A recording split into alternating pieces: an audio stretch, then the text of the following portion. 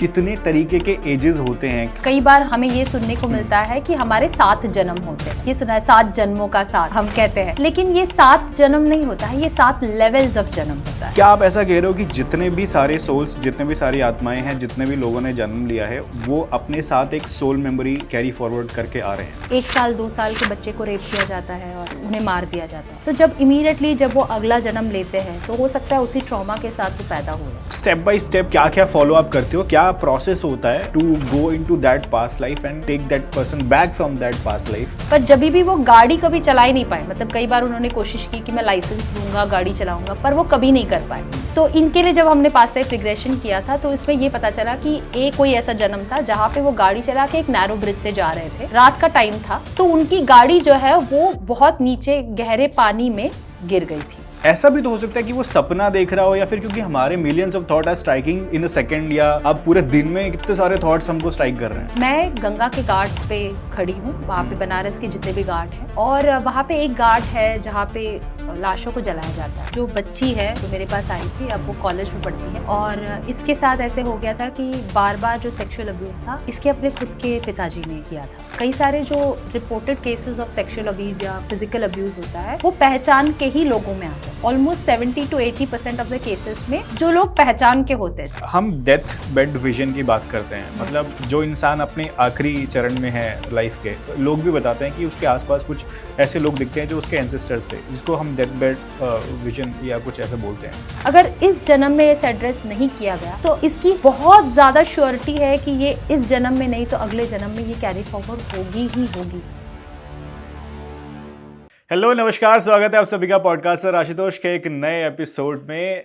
अगर मैं आप सभी से कहूं कि मानवता के इतिहास को अगर खंगाल लीजिए, जितना पीछे आप जाएंगे, जितने सारे एक्सप्लोरेशंस, एक्सकेवेशंस अगर आप देखेंगे, जितने जो भी किए गए हैं मानवता के इतिहास को और अच्छे तरीके से जानने के लिए, उन सभी में आप पाएंगे कि मिट्टी की जितनी परतें हटने के बाद आप जितना गहरा डीप डाइव करते हैं, उतनी ही ज़्यादा हिस्ट्री के नए नए चरित्र, नए नए किरदार और नए नए चैप्टर्स आपके सामने अनफोल्ड होते हुए चले जाते हैं। भारत के दर्शन की बात अगर करेंगे, इंडियन फिलॉसफीज हमें हमेशा से बताती आई हैं कि कर्म की कितनी प्रधानता हमारे भारतीय ग्रंथों में या इंडियन स्कूल ऑफ फिलॉसफीज में हम लोग देखते हैं। प्रत्यक्ष व अप्रत्यक्ष रूप से दोनों चीज़ें अवेलेबल हैं। अब इंटरनेशनल लेवल पे भी भारत के जो दर्शनों की जो एक्सेप्टेंस है वो बहुत तेजी से फैल रही है। अगर मैं इन सभी को क्लब करके आपके सभी के समक्ष एक छोटा सा एग्जाम्पल रखूं, हम सभी देखते हैं कि जो भी कार्य हम कर रहे हैं वो कार्य होने से पहले की स्थिति, जिसको हम प्रकृति कहते हैं, और जब हम कोई कार्य कर रहे हैं यानी कि वो हमारे द्वारा कृत है, वो कृति हो गई। और जब हम किसी कार्य के होने या ना होने या हो जाने पर अपनी जो भी आकांक्षाएं हैं वो जब जताते हैं, तब उसको हम कहते हैं कि शायद ये नियति थी। तो जब इंसान इस प्रकृति, कृति और नियति के द्वंद्व के बीच में आकर फंसता है तो कहीं ना कहीं अपने आप को एक सवाल की तरह दिखता है। और भारत में या विदेशों में अगर आप देखेंगे तो हमारे सामने एक बहुत ही अच्छा एक एग्जाम्पल इस तरीके से निकल कर आता है कि एक पर्सनैलिटी, एक इंसान जो अभी 5 साल का बच्चा है। मैं भारत का एग्जाम्पल अगर लूँ, लता मंगेशकर जी का अगर एग्जाम्पल लिया जाए तो कहा जाता है कि उन्होंने बाल्यकाल से ही जब वो 4 या 5 साल की थी, वहां से उन्होंने गाना प्रारंभ कर दिया था। और वो इस तरीके से उनकी कला की स्थिति थी कि जो एक नॉर्मल इंसान की नहीं होती है। वो ऑलरेडी 30 या 40 वर्ष के जो कला के प्रेमी हैं, जो साधना कर चुके हैं, उतना ज्ञान उनके पास था। तो क्या ये कहा जाए कि जो वो सोल है, वो सोल ऑलरेडी ये 40 साल की यात्रा करके आ चुका है इस जन्म में? तो यहां से हमारे पास एक नया चैप्टर निकल कर आता है जहां पर हम बात करते हैं पुनर्जन्म की, रीइंकार्नेशन की बात करते हैं, जो विश्व में और कहीं नहीं बट इंडियन फिलॉसफी में बहुत ही प्रखर रूप से बताया गया है। और इन सारी चीज़ों के ऊपर बहुत ही अच्छे तरीके से आज बात करेंगे, नए नए चैप्टर्स को अनफोल्ड करेंगे। और हमारे बीच एक बहुत ही शानदार गेस्ट मौजूद हैं। लास्ट एपिसोड में आपने बहुत ज़्यादा प्यार दिया उस एपिसोड को, thank you so much for that. And today we are again having doctor Lakshmi Ajoy with us. Ma'am, आपका बहुत बहुत स्वागत है। बहुत बहुत धन्यवाद आशुतोष जी, मुझे भी बहुत अच्छा लग रहा है, खास करके पास्ट लाइफ रिग्रेशन के बारे में, पुनर्जन्म के बारे में अगर हम बात करें तो ये टॉपिक इतना गहरा है। भारत में इसे बहुत ज़्यादा माना गया है, इसकी मान्यता है। और आजकल के दिन में तो जैसे डॉक्टर ब्रायन वीस की डिस्कवरी के बाद ये देश विदेश में बहुत ज़्यादा पॉपुलर हो चुका है। तो इसके बारे में हम ज़रूर डीप डाइव करेंगे और बहुत कुछ जानने के लिए है। मैं बहुत ज़्यादा उत्सुक हूँ। लास्ट एपिसोड में जब आपने नाम लिया था पास्ट लाइफ रिग्रेशन का, मैं वहाँ पर आपसे नहीं डिटेल में बात कर पाया, बट मुझे लगा कि इसके ऊपर बहुत ज़्यादा कुछ है जो हम एक एपिसोड में नहीं कवर कर सकते हैं। उसके ऊपर हमको अच्छे से इसके ऊपर बातचीत होनी बहुत ज़रूरी है और बहुत सारे मल्टी डायमेंशंस हैं इस टॉपिक के अंदर, राइट? जी बिल्कुल है।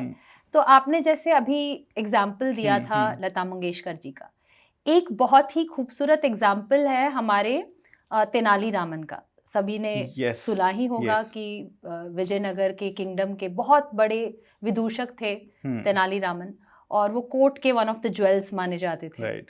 तो जब इन्होंने साधना करना शुरू किया था, काली माँ का दर्शन माना जाता है कि इनको प्राप्त हुई थी, और काली माँ ने इनको सिर्फ बुद्धि का ही नहीं धन का भी दान प्रदान किया था। मतलब दोनों ही चीज़ें एक साथ, क्योंकि उनकी उतनी खूबी आती, उनका विट, जो जिस तरह से वो अपनी बातों को घुमा फिरा के लोगों को कन्विंस कर लेते थे, उनकी कैपेसिटी इतनी अच्छी थी। तो माना जाता है कि पिछले जन्म से ये कैरी फॉरवर्ड होकर के आया है। तो पूछते हैं कि इतनी जल्दी इनको प्राप्ति कहाँ से मिली, कि उन्होंने कुछ दिनों का ही या शायद कुछ चंद घंटों का ही उन्होंने ध्यान लगाया होगा माता का, और काली माँ तुरंत ही प्राप्त हो गई। जबकि हम ऐसे भी देखते हैं अपने हिस्टोरिकल टेक्स्ट में कि राक्षस कई हजारों साल तक तपस्या करते रहे, लेकिन उन्हें वो मतलब दर्शन नहीं प्राप्त हुए भगवान जी के। तो ऐसा माना जाता है कि कई सारे जन्मों का जो एक साथ किया गया तपस्या का जो फल है, उन्हें इस जन्म में मिला। इसी के वजह से वो उतने इंटेलिजेंस, विट और ग्रैटिट्यूड, ग्रेस के साथ जो कुछ घंटों में या कुछ दिनों का जो उनका साधना था, उसका फल उन्हें कई जन्मों के बाद उस जन्म में तुरंत प्राप्त हो गया। तो लोग जो है वो सिर्फ फाइनल रिजल्ट को देखते हैं, पहले भी मैंने ये कहा था, लेकिन जो सीढ़ियाँ चढ़ने का, जो धीरे धीरे हर जो कदम चढ़ के जो तकलीफें उन्हें होती है, उसका जो बैकग्राउंड स्टोरी है उन्हें पता नहीं होता है। यहीं पे आता है पास्ट लाइफ रिग्रेशन, जो एक बहुत ही खूबसूरत और गहरा एक टॉपिक है, जिसके बारे में तो हम बहुत सारे एग्जांपल्स देते ही जा सकते हैं। Right. So before beginning that, मैं एक चीज़ मेरे दिमाग में ना हमेशा से एक सवाल निकल कर आता है। अभी हम देख रहे हैं कि हमारे वर्तमान युग में बहुत सारे जो धर्मावलंबी हैं, उसमें से एक बहुत ही प्रत्यक्ष और बहुत ही बड़ा नाम एक है प्रेमानंद जी महाराज का। हम उनको देखते हैं कि किस तरीके से वो विदुषी हैं अपने सब्जेक्ट में अगर बात करेंगे, या फिर और भी शंकराचार्य हैं जो अभी हैं, जैसे रामभद्राचार्य हैं जी। तो वो बाल्यकाल से ही नेत्रहीन रहे हैं, उसके बाद भी उनको लगभग 1.5 लाख पेज के आसपास उनको ग्रंथों से लेकर, अभी गीता से लेकर हनुमान चालीसा के बीच में अगर बात करें तो ऑलमोस्ट 1.5 से 2 लाख पेज उनको कंठस्थ हैं। वो बोलना शुरू करेंगे तो बोल सकते हैं। 300 से ज़्यादा ग्रंथों की रचना करी है एक लोगों ने। तो मुझे लगता है कि जब हम बात करते हैं किसी के पास ऐसी क्षमताएं अगर 5 साल से 6 साल से हैं, जैसा मैंने स्टार्टिंग में भी बताया, तो मुझे लगता है कि उस आत्मा ने शायद वो जर्नी अपनी पहले ही कवर कर ली है। ये 40 साल 50 साल का जो एक पूरा टाइम पीरियड है, वो कहीं से लगा कर आया है, वो अर्जित कर कर अपने साथ लेकर आया है। तो यहीं से मेरा एक सवाल निकल कर आता है कि कितने तरीके के एजेस होते हैं। हमारे पास एक अपने शरीर का अपना एक एज है, आत्मा का एज है। तो इस तरीके से हम इसको कैसे अपने प्रेजेंट लाइफ में रिलेट कर सकते हैं इन सारी चीज़ों को? तो कई बार हमें ये सुनने को मिलता है कि हमारे 7 जन्म होते हैं। ये सुना है, 7 जन्मों का 7 हम कहते हैं, लेकिन ये 7 जन्म नहीं होता है, ये 7 लेवल्स ऑफ जन्म होता है। और इंसानी रूप में इंसान जब पैदा होकर के आता है दुनिया में, एटलीस्ट पृथ्वी पर, तो ये माना जाता है कम से कम उसे 3rd लेवल पे तो होना चाहिए, तभी वो इंसानी रूप में पैदा होता है। उससे पहले चाहे वो वृक्ष हो या किसी मतलब जानवर हो, आप अलग अलग योनि की बात कर रही हैं कि अलग अलग 84 लाख योनि की बात करते हैं, उसमें तो वो सारे लाइफ फॉर्म से गुजर के सबसे जो हाईएस्ट लाइफ काइंड या जो फॉर्म ऑफ लाइफ होता है, वही होता है एक इंसानी रूप। आप फिर इंसान के भी रूप में अगर आप देखो तो कुछ लोग होते हैं जिन्हें जो मारपीट करते हैं, गुंडागर्दी करते हैं, रेप करते हैं, टेररिस्ट होते हैं, तो ये लोअर लेवल्स ऑफ सोल्स होते हैं।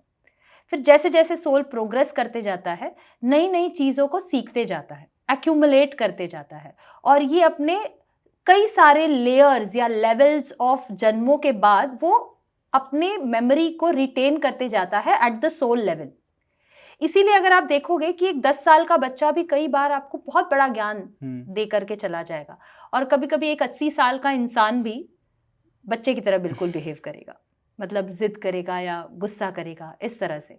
तो ये बिहेवियर जो है अगर हम देखें तो कई बार पास्ट लाइफ के पैटर्न से ही जुड़ते हुए, कि जब जैसे गौतम बुद्ध का अगर हम एग्जाम्पल लेते हैं तो माना जाता है कि उन्हें कम से कम 600 जन्म लेना पड़ा था to attain as a human, उन्हें लेना पड़ा था जब उन्हें निर्वाणा की प्राप्ति हुई। उससे पहले उन्होंने 600 जन्म एज अ मनुष्य उन्होंने लिया था, जब धीरे धीरे उन्होंने हर जो है अपना लेसन्स का एक्यूमुलेशन किया और फाइनली उनको उस जन्म में बुद्ध का रूप मिल करके निर्वाणा की प्राप्ति हुई। तो ये बिल्कुल ही पास्ट लाइफ से ही आता है। इसीलिए जब हम कहते हैं कि एक ज्ञानी पैदा हुआ है, मतलब एक विजन जो होता है, आंखों का दिखना, वो सिर्फ एक सेंसरी ऑर्गन होता है या एक तरीका होता है चीज़ों को देखने का, समझने का, ऑब्जॉर्व करने का, लेकिन हमारे बाकी तत्व भी हमेशा एक्टिव रहते हैं। कई बार जब हमारा एक जो अंग है अगर काम करना बंद कर देता है तो बाकी इंद्रियां और ज़्यादा एक्टिव होने लग जाती है, तो उसका कॉन्शियस अवेयरनेस बाकी इंद्रियों में फैल जाता है। मतलब उसका जो पावर है, हम नॉर्मली जिनके पास विजन होती है, आंखें दिखती है, तो माना जाता है कि अराउंड 80% जो इंफॉर्मेशन है वो अपनी आंखों से ही देखने की, समझने की कोशिश कर लेता है।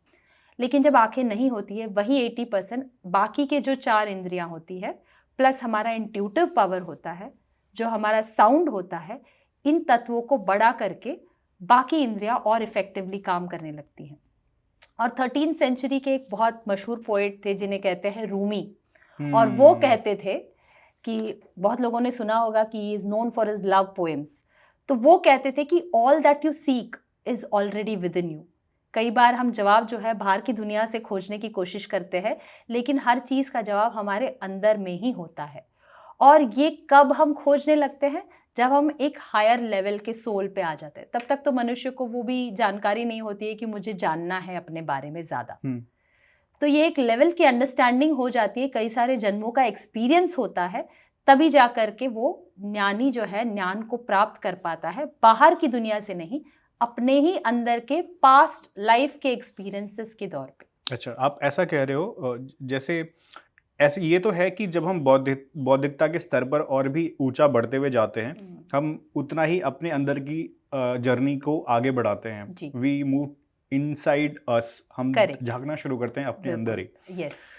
बट क्या आप ऐसा कह रहे हो कि जितने भी सारे सोल्स, जितने भी सारी आत्माएं हैं, जितने भी लोगों ने जन्म लिया है, वो अपने साथ एक सोल मेमोरी कैरी फॉरवर्ड करके आ रहे हैं? बिल्कुल।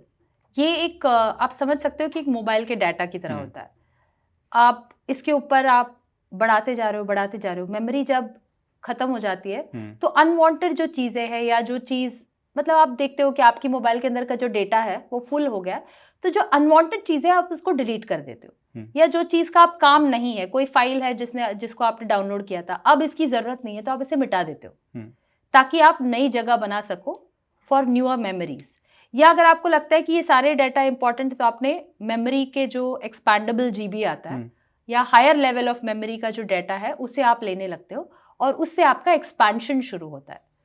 तो सोल का भी ऐसे ही होता है, it works on similar concept, कि जो अनवांटेड चीज़ें या जिनका जो कर्म खत्म हो चुका है वो हमारी मेमोरी से हम डिलीट कर लेते हैं, और जिन चीज़ों का एक्यूमुलेशन होना ज़रूरी है तो हम 128 GB से अपग्रेड करके 256, 512, 1 TB तक जो भी है, 2 TB जो भी एक्सपैंडेबल मेमोरी की कैपेसिटी है, उसके हिसाब से हम हर जन्म में अपग्रेड करते हुए उस फाइनल स्टेज तक पहुंचते हैं जहाँ पे हमें ऐसे लगता है कि this is the stage where the soul knows everything, सब कुछ पता है अब।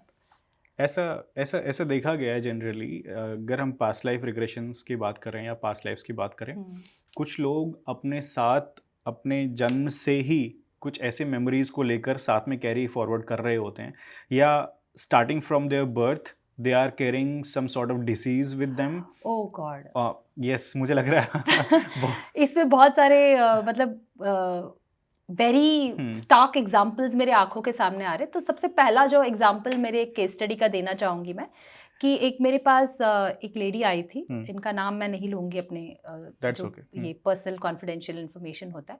तो इनका एक बहुत ही विचित्र कह सकते हैं कि प्रक्रिया का एक इशू था, जिसे कहते हैं इन्फ्लेमेटरी बाउल डिसऑर्डर, जहाँ पे आप खाना तो पचा ही नहीं सकते हो, आपकी डाइजेस्टिव सिस्टम इतनी वीक हो चुकी है कि आप कोई भी मतलब एक साधारण सा अगर आप रोटी भी खा लो ना तो आपका सिस्टम उसे पचा नहीं पा रहा है। तो आपको बहुत ही सिलेक्टिवली खाना पड़ता है, उसमें भी आपको डाइजेशन रिलेटेड इश्यूज आते हैं, लूज मोशंस होते हैं, अम्बल होती है, जलन होती है, आपका पूरा जो ट्रैक्ट है वो डाइजेशन सहन नहीं कर पाता है, इसकी वजह से नींद खराब हो जाती है। तो बहुत सारे इश्यूज ऐसे होते हैं। तो ऐसे मेरे पास एक क्लाइंट आई थी जो ऑलमोस्ट 12 से 14 साल तक इस बीमारी से परेशान थी। डॉक्टरों से उन्होंने ट्रीटमेंट लिया था, लेकिन कहीं से भी उन्हें कहीं पे भी कोई राह या मतलब कोई रिलीफ नहीं मिल पा रहा था। तो एज अ लास्ट रिजॉर्ट वो मेरे पास आई थी कि आप एक बार कोशिश कीजिए, कि मैंने सुना है कि आप पास्ट लाइफ रिग्रेशन करते हो, तो आप एक बार कोशिश कीजिए। तो हमने इनके ऊपर पास्ट लाइफ रिग्रेशन किया था जब, तो बहुत ही खास एक एक्सपीरियंस हमारे सामने आया कि इन्होंने जो है पिछले जन्म में उनकी एक शादी हुई थी किसी इंसान के साथ और उनसे वो बहुत ज़्यादा प्यार करती थी। तो एक बार जो उनके पति है उनको एक सांप ने काट लिया था, एक स्नेक बाइट हो गया था, जिसका जहर जो है उनके शरीर में फैलने लगा था और वैद्य जो है वो इमीडिएटली अवेलेबल नहीं थे। तो इसीलिए वो वैद्य के आने से पहले इन्हें अपने पति के ऊपर इतना ज़्यादा प्यार था कि उन्होंने खुद ही वहाँ का एक घाव बना के वो जहर को चूस के बाहर निकालने की कोशिश की थी। और इस दौरान हुआ ये कि पति तो बच गए, लेकिन ये उस जहर को चूसते चूसते कहीं ना कहीं वो जहर इनके खून में मिल के उनका डेथ हो गया था। तो उस ट्रॉमा को आप कह सकते हैं कि इन अ वे यहाँ पे वो बाहर निकल गया था, क्योंकि उन्होंने विजन में यही देखा था। जो पास्ट लाइफ रिग्रेशन का जो सेशन का एक्सपीरियंस था वो वैसे ही था। तो वो पॉइजनस डेथ जो थी यहाँ पे इन्फ्लेमेटरी बाउल सिंड्रोम बनकर निकल कर आती है। वो जो जहर है उनके सिस्टम में घुल गया था, जिसकी वजह से जो भी खाना उनके पेट पे जा रहा था वो जहर बन के डाइजेस्ट नहीं हो पा रहा था। अब जब हमने ये सेशन किया पास्ट लाइफ रिग्रेशन का, इसके बाद विद इन 48 आवर्स इनके अंदर एक अलग ताजगी, एक अलग डाइजेस्टिव कैपेसिटी, हम कह सकते हैं कि अराउंड 85% तक इनका क्योर या बेटरमेंट इनके अंदर दिखाई दिया। और उसके बाद वो जब उन्हें पता चला कि ये पास्ट लाइफ से आया हुआ ट्रॉमा है जो वहाँ पे वो पूरी तरह से अनुभव करके जी नहीं पाई थी, वहाँ पे उनका लाइफ रुक गया था, उसी का कंटिन्यूएशन विदाउट एनी रीजन वो इस जन्म में आ गया था। और कब आया था? जब उन्होंने उसी इंसान के साथ इस जन्म में शादी किया। तो 15 साल इससे पहले कोई सिम्टम्स नहीं थे, शादी से पहले। तो she was like a woman in her से 35-40 और 15-16 साल हो गए थे उनको शादी के। और ये शादी के बाद ही धीरे धीरे मतलब उनके पति का कोई यूएस में ट्रांसफर हुआ और उस टाइम से उनका जो है ये इशू स्टार्ट हुआ था। उससे पहले उनका जो डाइजेस्टिव सिस्टम था बिल्कुल नॉर्मल था और डॉक्टर्स खुद ही मतलब हैरान हो गए थे कि कैसे इनका कोई सिम्टम्स पहले नहीं था और अचानक से ये आ गया। और जब हमने सेशन किया उसके बाद उनका 85% तक क्योर हो गया और and she is living a rather fulfilling life now. तो ऐसे एक्सपीरियंसेस भी देखने को मिलते हैं। एक और ख़ास मैं एग्जांपल दे सकती हूँ। वहाँ पे ऐसा था कि एक मेरे पहचान के ही हैं वो, तो काफ़ी छोटे हैं मुझसे, लेकिन अराउंड 12-15 साल से उनका एक घुटने में दर्द कंटिन्यूअसली चले आ रहा था। तो एक्सरे निकाल के देखे, बहुत सारे स्कैन्स किए, MRI रिपोर्ट्स, सब कुछ नॉर्मल था। समझ में ही नहीं आ रहा था कि ये दर्द कहाँ से उठ रहा है। तो as a last resort, normally जो है लोग एज अ लास्ट रिजॉर्ट ही इस PLR को करने के लिए आते हैं। तो एज अ लास्ट रिजॉर्ट उन्होंने, क्योंकि मेरे पहचान के थे, तो उन्होंने कहा कि एक बार हम ट्राई कर लेते हैं, मैं भी जानना चाहता हूँ कि क्यों ऐसे हो रहा है। कुछ नहीं हो रहा है तो एक सबसे बड़ा एडवांटेज होता है कि पास्ट लाइफ रिग्रेशन का कोई साइड इफेक्ट्स नहीं होता है, तो कर लेते हैं हम लोग। तो जब हमने ये सेशन किया था तो पता चला था कि ये किसी एक जन्म में वुड कटर रहे थे, लकड़ियाँ काटते थे और वो सैंडलवुड जैसे एक्सपेंसिव टीक वुड इस तरह की लकड़ियाँ काट के उसे स्मगल करवा के मार्केट में बेचते थे। तो जब वो एक बार ऐसे स्मगलिंग का ही वो काट रहे थे लकड़ी, तो कोई रेड हो गया था उनका वहाँ पे और रेड होते होते जब खबर फैलने लगी कि रेड हो रहा है, इनका ग्रीड जो है वो छोड़ नहीं पा रहा था, क्योंकि ऑलमोस्ट 90% वो पेड़ कट गया था, तो उन्हें वो बाकी का 10% भी जल्दी जल्दी करना था, तो उन्होंने कर दिया था। बट इन द बार्गेन ऐसे हो गया कि वो कुछ गलती हो गई और वो पेड़ जो है उन्हीं के पैर के ऊपर गिर गई थी, और जिस घुटने के ऊपर गिरी थी उसी घुटने में उनको दर्द था।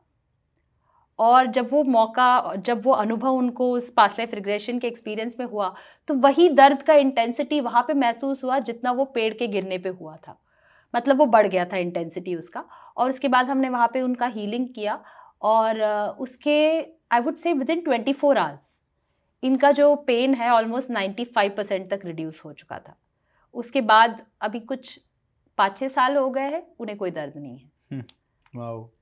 या आप प्लीज़ इसको प्रोसेस बता सकते हो कि जब आपके पास कोई पेशेंट आता है for past life regression therapy, तो स्टेप बाय स्टेप क्या क्या फॉलो अप करते हो, क्या प्रोसेस होता है to go into that past life and take that person back from that past life? क्या आप एक ब्रीफ प्रोसेस बता सकते हो? बिल्कुल, बहुत ही इंटरेस्टिंग होता है ये। Yes. तो सबसे पहले जब भी कोई आता है हमारे पास समस्या लेकर के, तो हम ये कहते हैं कि इसे हमें ओपन माइंड के साथ एक्सपीरियंस करना है। Okay. ये आप लॉजिकल माइंड लेकर के चलोगे तो ये अनुभव आपके लिए सही नहीं होगा, क्योंकि आप हमेशा क्वेश्चन ही करते रहोगे। जो भी एक्सपीरियंसेस आप अनुभव कर पा रहे हो उस टाइम पे, आपको ऐसे लगेगा कि ये मेरा मनगढ़ंत कहानी है जो मैं बना रहा हूँ। लेकिन हम देखेंगे कि इसका रेलेवेंस इतना परफेक्ट होता है उस जो मौके के साथ, या जो दर्द या एक्सपीरियंस उनको हो रहा है उसके साथ इतना गहरा होता है कि फिर हम इसे झुटला नहीं सकते। ये मनगढ़ंत कहानी अचानक से आपके नॉर्मल कॉन्शियस माइंड में नहीं बन रहा है, तो वहाँ पे कॉन्शियस हिप्नोटिक थेरेपी पे कैसे बन रहा है? क्योंकि हम उस प्रोसेस को फॉलो करते हैं, और एग्जैक्टली उसी रिसोर्स को या उसी लेयर को, अगर इसके लिए मैं एग्जांपल दूं तो आप समझो कि आपके पास 365 कपड़े हैं, आपने साल भर में पहन लिया। अब अगले साल जब 1 जनवरी आता है, आप ये सोचते हो कि जो कपड़ा मैंने 4 फरवरी 2000 पिछले साल में पहना था 24 में, वही कपड़ा आज मुझे 1 जनवरी को पहनना है। आपने सिर्फ लेयर करते गए, आपने उसको स्टैक नहीं किया था। तो आपको हर लेयर को हटाना पड़ेगा, तब जाकर के वो कपड़ा मिलेगा। तो जब हम पास्ट लाइफ रिग्रेशन में जाते हैं, तो सबसे पहले हम एक काउंसलिंग सेशन लेते हैं समझने के लिए कि कौन से एरिया में इन्हें रिग्रेशन की ज़रूरत है, क्या इनका ऐसा रीज़न है जिसके वजह से ये सफ़र कर रहे हैं। चाहे रिलेशनशिप्स में हो, किसी चीज़ का फियर हो सकता है, जैसे कि ड्राउनिंग का फियर, फोबियाज होते हैं लोगों को बहुत सारे, हाइट का फोबिया है, वाटर फोबिया है। करेक्ट। तो एक इसमें एग्जांपल मैं दे सकती हूँ कि एक हमारे पास क्लाइंट आए थे, उनके पास 2 फोबिया थी। एक है कि उन्हें पानी में ड्राउन करने का फोबिया था, कि वो उन्हें हमेशा से लगता था कि पानी में मैं डूब रहा हूँ। कई बार उनको ऐसे सपने आते थे, बार बार उन्हें ऐसा लगता कि मैं पानी में डूब के मर रहा हूँ, घुटन होती थी और अचानक से नींद से वो जग जाते थे। दूसरा जो है वो उनको एक्सपीरियंस होता था कि गाड़ी चलाने से उन्हें डर लगता था। वो बगल में बैठ जाते थे, पीछे बैठ जाते थे, दैट इज ओके, पर जब भी वो गाड़ी कभी चला ही नहीं पाए। मतलब कई बार उन्होंने कोशिश की कि मैं लाइसेंस लूंगा, गाड़ी चलाऊंगा, पर वो कभी नहीं कर पाए। तो इनके लिए जब हमने पास्ट लाइफ रिग्रेशन किया था, तो इसमें ये पता चला कि एक कोई ऐसा जन्म था जहाँ पे वो गाड़ी चला के एक नैरो ब्रिज से जा रहे थे, रात का टाइम था, तो उन्हें दिखा नहीं, सामने से एक ट्रक या लॉरी, कोई ऐसे तेज लाइट डालने वाली कोई चीज़ उनके सामने आ गई थी। तो उससे बचने के लिए, क्योंकि वो ब्रिज काफ़ी नैरो था, तो उन्होंने थोड़ा सा लेफ्ट ले लिया था, और वो ब्रिज थोड़ा सा टूटा हुआ था या कोई वीक था, तो उनकी गाड़ी जो है वो बहुत नीचे गहरे पानी में गिर गई थी, और उससे वो बाहर नहीं निकल पाए थे, और वो गाड़ी वहीं पे डूब के वो इंसान का डेथ हो गया था वहाँ पर। तो उसी का ट्रॉमा जो है उन्होंने इस लाइफ में, ना वो गाड़ी चला पा रहे थे और पानी में बार बार डूब के मरने का इनका वो जो महसूस हो रहा था, it was from that life. फिर हमने जब इसका हीलिंग किया, तो पानी में डूबने वाला जो सपना है वो पूरी तरह से ख़त्म हो गया, और वो ऑलमोस्ट 45 ईयर्स के थे, और उन्हें काफ़ी ज़्यादा कॉन्फिडेंस आया, और उन्होंने ये कहा कि मैं ज़रूर अभी कोशिश करूँगा कि मैं ड्राइविंग सीख के अपना लाइसेंस लूँ। अब वो कॉन्फिडेंस उनके मन में आ गया था, क्योंकि वरना पहले तो वो स्टीयरिंग व्हील में बैठने से भी डर रहे थे। तो इस तरह के ट्रॉमास भी हम एड्रेस कर सकते हैं। तो ऐसे बहुत सारे एग्जाम्पल्स होते हैं, तो हम पहले समझ लेते हैं कि एरिया कौन सा है, कि कहाँ पे आपको हीलिंग की ज़रूरत है, और फिर हम बहुत क्लियरली बता देते हैं कि 3 चीज़ों के ऊपर आपका विश्वास होना बहुत ज़रूरी है। एक है कि आपके खुद के ऊपर, जो भी आप अनुभव कर रहे हो, जो भी एक्सपीरियंसेस आपको आ रहा है, अपने आप के ऊपर बहुत ज़्यादा विश्वास रखना। दूसरा, जो आपका थेरेपिस्ट है, यानी कि अगर मैं कंडक्ट कर रही हूँ सेशन, तो आपको मेरे ऊपर पूरी तरह से ट्रस्ट होना ज़रूरी है, फेथ होना ज़रूरी है, क्योंकि जो भी अगर हम केस स्टडी यूज़ भी कर रहे हैं तो आपका पर्सनल डिटेल्स हम वहाँ पे कहीं पे भी शेयर नहीं करेंगे। ये एक होता है कि हमारा एथिक्स या हमारे उसमें आता है कि हम नहीं शेयर कर सकते हैं। और तीसरा जो है, ये होता है ब्रह्मांड या यूनिवर्स के ऊपर विश्वास, कि क्योंकि ये सेशन आपके ऊपर इस वक्त पे जाके कई सारे कोशिशों के बाद ये कंडक्ट हो रहा है, तो कहीं ना कहीं इसमें ब्रह्मांड का वहाँ पे एक्सेप्टेंस था, अप्रूवल था, इसकी वजह से ये सेशन आपके साथ हो रहा है। वरना इतने सालों तक तो आपने कई सारी दवाइयाँ, कई सारे मेडिसिन, ऑप्शनल थेरेपीज वगैरह ट्राई किए हैं, कहीं पे भी कुछ नहीं हुआ। तो आपको इन तीनों चीज़ों का कंबाइंड विश्वास जब बैठ जाता है, तभी आप इसका पूरी तरह से अनुभव ले सकते हो और इसका बहुत ही फ्रूटफुल इफेक्ट्स आपको मिल जाएगा। ओके। और जब ये अनुभव होता है तो कम से कम ये सेशन ऑन एन एवरेज 1.5 से 2 घंटे तक चलता है। लेकिन कई बार मेरा जो लॉन्गेस्ट सेशन रहा है वो 4.5 आवर्स का रहा है। उसके बारे में मैं जरूर बताऊंगी। हाँ बिल्कुल बिल्कुल, एक एक करके सारी चैप्टर्स अनफोल्ड करेंगे। राइट। तो 4.5 आवर्स का मेरा सबसे लॉन्गेस्ट सेशन रहा है। और उनके साथ कनेक्शन भी ऐसे जुड़ गया। और एक शायद वो वन ऑफ द ऑड ऐसे सेशंस था जहाँ पे उस क्लाइंट के साथ साथ मैंने भी उस रिग्रेशन को एक साथ अनुभव किया था। ऐसे बहुत रेयर केसेस में होता है। और जब मैंने अपने सर से, जिन्होंने मेरे गुरु हैं डॉक्टर पीयूष सक्सेना, उनसे मैंने सीखा है, तो जब मैंने उनसे कंफर्म किया तो उन्होंने बोला कि anything is possible, anything is possible. तो ये हुआ था। और मतलब मैं कह सकती हूँ कि मन भौंकला देने वाला एक अनुभव रहा था वो। मेरे रोंगटे खड़े हो गए थे जब मैंने वो अनुभव किया था। और जो एवरेज सेशंस होते हैं, हम कह सकते हैं कि इसमें 95% तक की एक्यूरेसी होती है। कई बार लोग जो है सिर्फ कलर्स देख पाते हैं, या कई बार लोगों को सिर्फ एक लाइट दिखता है, लेकिन कहीं ना कहीं कई बार आवाज़ें आती है, साउंड्स आता है, कई बार आपका इंट्यूशन है। ज़रूरी नहीं है कि हर बार इमेज से ही देखा जाए, आपके अंतर्मन किसी भी प्रकार से आपको वो अनुभव को दर्शा सकता है। तो आपको इस चीज़ के लिए ओपन रहना होगा। उस दौरान जब हम सेशन कंडक्ट करते हैं तो सिर्फ सेशन ही नहीं, साथ ही में हम हीलिंग भी करते हैं जब हम उस प्रॉब्लम के जड़ तक पहुंच जाते हैं। एक चीज़ इसमें मैं अभी समझना चाहूँगा कि जैसे आपने सब कुछ ब्रीफ कर दिया, ठीक है, और आपने विश्वास के लिए बोला कि आपने यूनिवर्स पे भी, अपने थेरेपिस्ट पे भी, और दिस प्रोसेस आप सबके ऊपर आपको भरोसा करना पड़ेगा। इसके बाद आपको उस पर्सन को हिप्नोटिक स्टेट में लेकर जाना होता है, या फिर कैसे हम उसको वहां तक पहुंचाते हैं, मतलब वो क्या प्रोसेस होता है? तो पहला, हम नॉर्मली इसे 2 सेशंस में कंडक्ट करते हैं। तो पहली बार जैसे कि हमारा एक कंसल्टेशन टाइप होता है, जहाँ पे 1-1.5 घंटा हम सिर्फ उनका हिस्ट्री ही, बैकग्राउंड, ये सब चेकअप कर लेते हैं। उसके बाद प्रोसेस हम लोग किसी और दिन के रखते हैं, सेम दिन के लिए नहीं रखते। उससे पहले एक सिंपल कुछ इंस्ट्रक्शंस होती है कि आपको इस तरह के कपड़े पहनने हैं, इस तरह के खाना खाना है, ऐसा ऐसा अनुभव। क्योंकि बहुत ज़्यादा आप हैवी खाना खा लोगे तो आप वो अनुभव को पूरी तरह से ले नहीं पाओगे, क्योंकि आपका जो बॉडी है वो डाइजेशन में बिजी रहेगा, तो आपका मन क्लियर नहीं होगा, आपके सबकॉन्शियसनेस को हम इतनी ईजिली टैप नहीं कर पाएंगे। तो सिंपल ऐसे इंस्ट्रक्शंस होते हैं कि आपको हो सके तो धूम्रपान और किसी भी तरीके का जो ड्रग्स या अल्कोहल, इससे दूर रहना, क्योंकि ये आपको हैलुसिनेशन में पहुंचा सकता है। तो इस तरह के सिंपल इंस्ट्रक्शंस होते हैं जो हम देते हैं। उसके बाद ये सेशन एक फिक्स्ड टाइम और डे पे कंडक्ट किया जाता है क्लाइंट के साथ।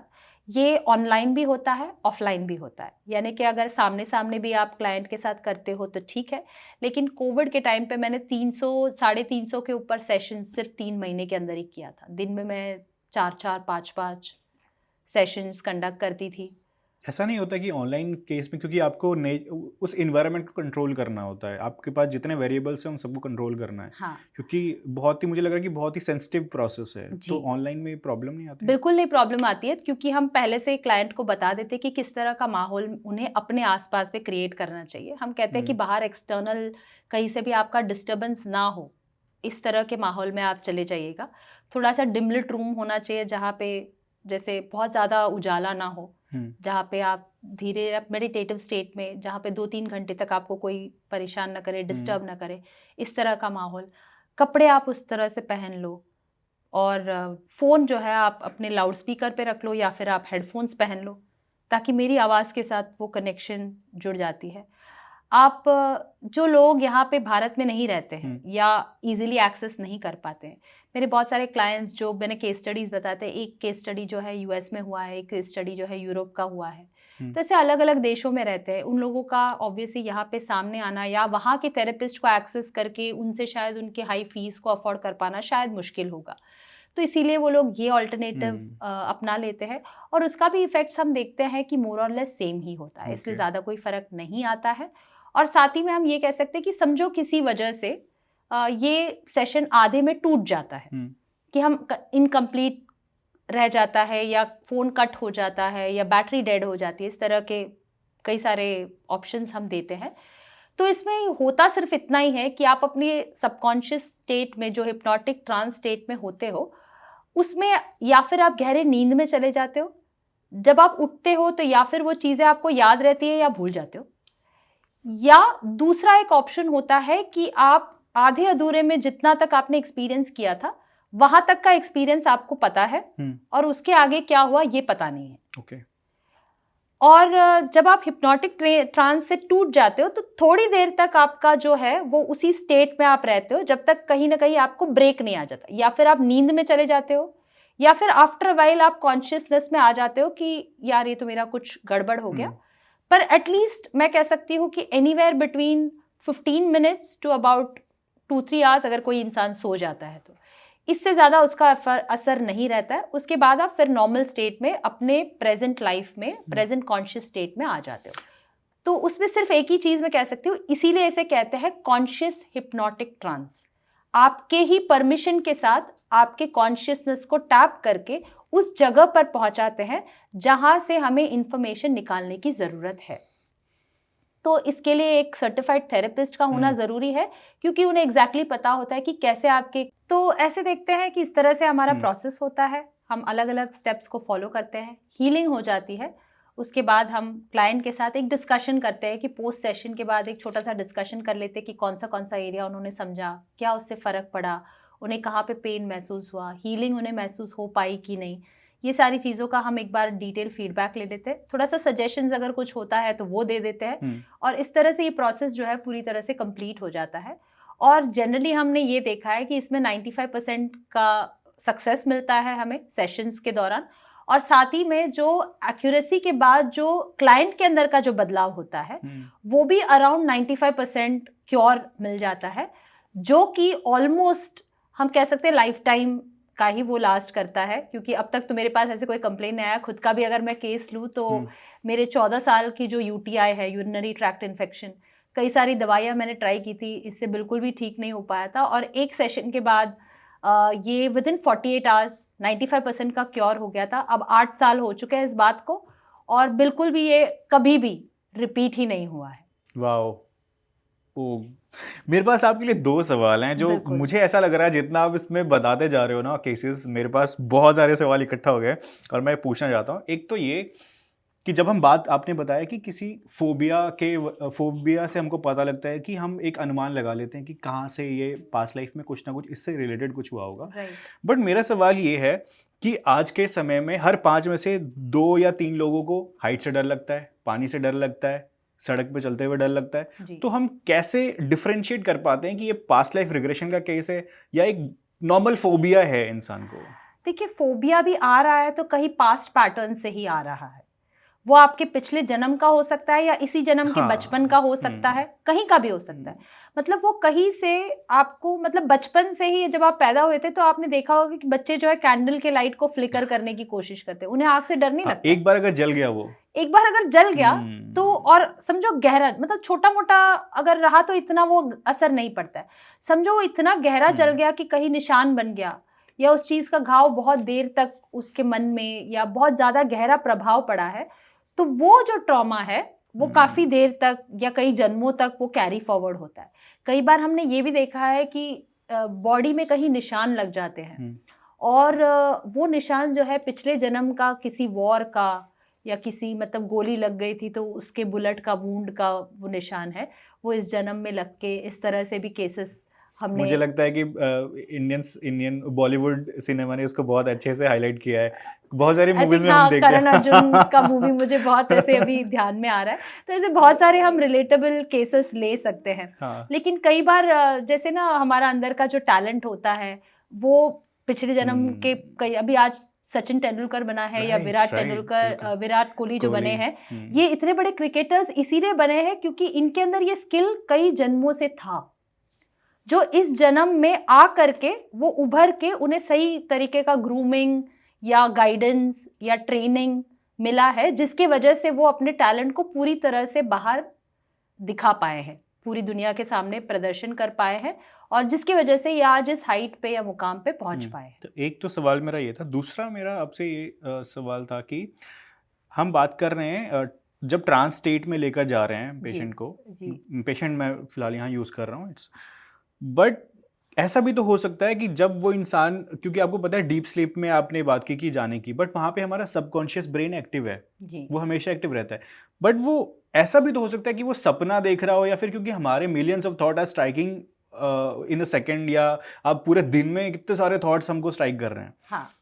वो उसका एक दिमाग की उपज भी तो हो सकती है कि मैंने अपना एक मेटा यूनिवर्स मैंने बना लिया है, या मैं फिलहाल यहाँ पे हूँ वहाँ पे हूँ, मतलब कैसे डिफरेंशिएट कैसे करते हैं? आज के दिन पे रिसर्चर्स ने कई सारे जो है इसके ऊपर काम किया है।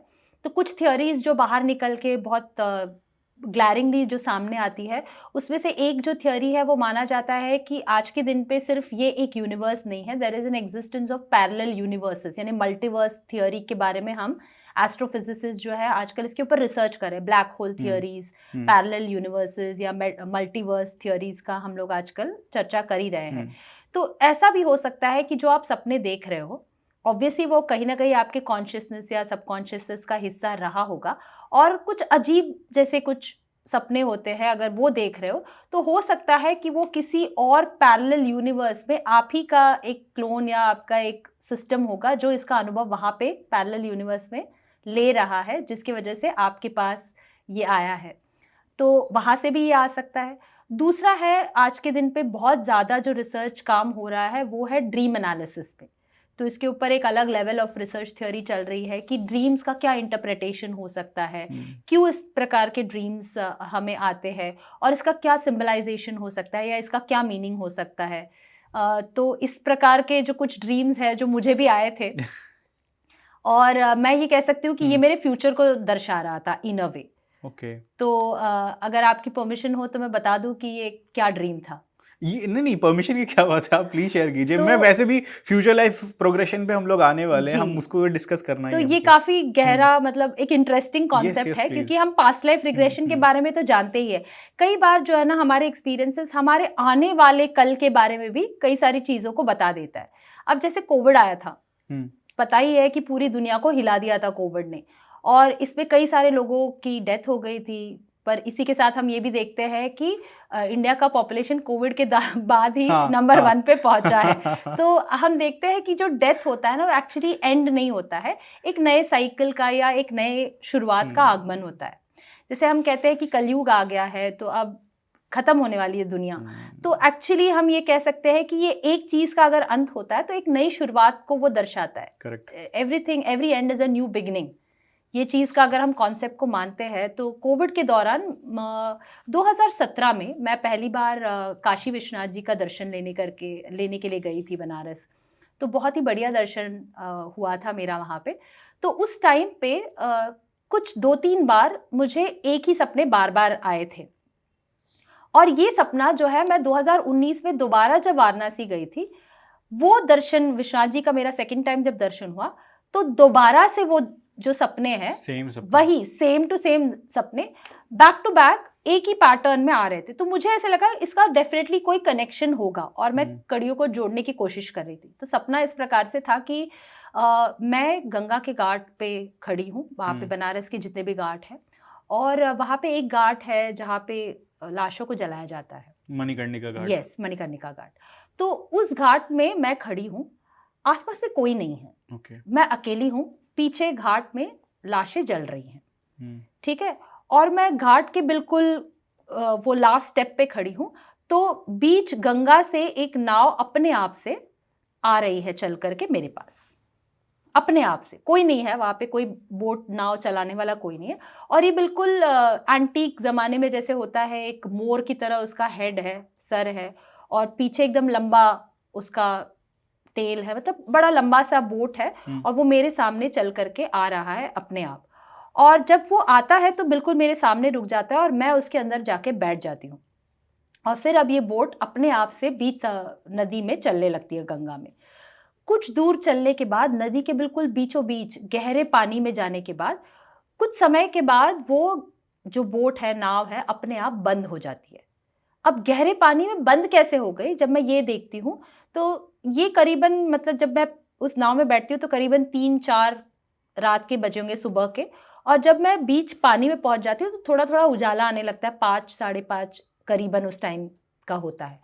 जब मैं पानी में देखती हूँ तो मैं देखती हूँ कि पानी के चारों तरफ में लाशें ऊपर फ्लोट आ रही हैं। हाँ, फ्लोट हो रही है, और जिसकी वजह से नाव आगे नहीं बढ़ पा रही, क्योंकि बहुत सारी लाशें हैं वहाँ पे, और इतने गहरे पानी में बहुत सारी लाशें मुझे दिखाई दे रही है। After one point of time ये नाव आगे चली नहीं पा रही है, क्योंकि पूरी तरह से चारों तरफ ये लाशों से गिर गई है, मतलब गिरी हुई हैं। तो अब मैं क्या कर रही हूँ कि मुझे इंस्ट्रक्शंस मिलता है कि मुझे इन्हीं लाशों के ऊपर चल करके आगे बढ़ना है, डरना नहीं है। बिल्कुल भी मुझे डर नहीं लगता है। और मैं इनके ऊपर चल करके जब आगे जाती हूँ तो मैं एक शिव मंदिर के तरफ जाती हूँ, जो एक प्राचीन शिव मंदिर है। और मैं जैसे ही उस मंदिर में पहुंचती हूँ, वहां पे भी मैं देखती हूँ कि लाशें पड़ी हुई हैं चारों तरफ। और वहां पे वो शिव जी का जब मैं दर्शन लेती हूँ तो वहां पे ऐसा मुझे इंस्ट्रक्शन मिलता है कि आपको डरना नहीं है, ऐसे लोगों को आप सेवा करो, उनके साथ रहो, उनके विश्वास को बढ़ाओ और उनके काम में लग जाओ, ये करना है तुम्हें। कैसे लोगों को? मतलब ये जो ऐसे मरते हुए लोग हैं, इनका सेवा करना है, और अपने आसपास में डेथ को देख के आपको डरना नहीं है। ऐसे मैसेजेस मुझे आते हैं। और ये एक बार नहीं, 2 बार नहीं, कई बार, यानी 2017 में भी 2-3 बार आया था। तब तो मुझे समझ में नहीं आया, जस्ट मतलब मुझे बिल्कुल भी डर नहीं लगा था, लेकिन ऐसे मैसेज बार बार आ रहा था। और इसका एश्योरेंस या स्ट्रेंथ मुझे सिर्फ इस चीज़ से आ रहा था कि शिव जी का जो मंदिर है, वो शिव जी मेरे पास खड़े हैं, वो मेरे साथ है, इस चीज़ का एहसास मुझे हो रहा था, जिसकी वजह से वो ताकत बनी थी और मुझे डर नहीं लग रहा था बिल्कुल भी।